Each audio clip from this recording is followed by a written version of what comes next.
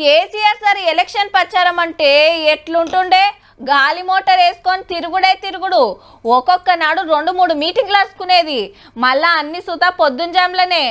కానీ ఇప్పుడు బస్సు యాత్ర అని బయలుదేరిండు కదా, రోజుకోకాడ రోడ్ షో, 4 ముచ్చట్లు చెప్పుడు గంతే. చెప్పిందే చెప్పుడు తప్పితే అప్పటి పంచులు లేవు, అప్పటి మాటలు కావు. ప్రధానమంత్రి అయ్యే ముందు 150 నినాదాలు. ఒక్కటన్నా నిజమైందా? సబ్కా సాత్ సబ్కా వికాస్ కాలేదు గాని దేశ్ కా సత్యానాశ అయిపోయింది. ఏదైనా వచ్చిందా మేక్ ఇన్ ఇండియాలో? బేటీ పడావో బేటీ బచావో ఎక్కడన్నా కనబడుతున్నదా? నిజామాబాద్ లో కేసీఆర్ సార్ రోడ్ షో గిట్ల నడిస్తే కరీంనగర్ సీట్ గెలుస్తానికి సిరిసిల్లను గుత్తకు పట్టి తిరుగుతున్నాడు మన రామన్న.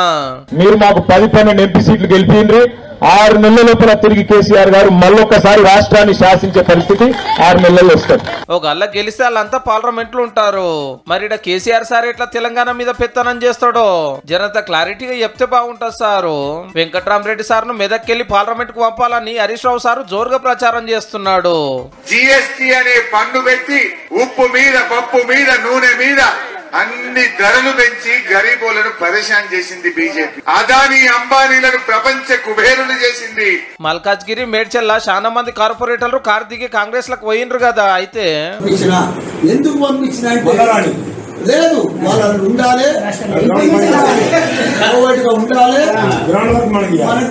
హగనట మల్లారెడ్డి సారే ఆ పార్టీలకు పంపిండట. సీక్రెట్ తెలుసుకొని నాకు చెప్పుండ్రా అని.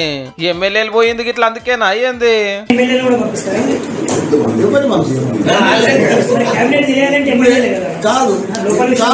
మీరు ఎవరం పంపిరో వాళ్ళు ఏం కోవర్టు పని చేస్తున్నారో గానీ పార్టీలకు వెళ్ళి పోతున్నందుకు మీరు చేస్తున్న కవరింగ్ మాత్రం కేకపో.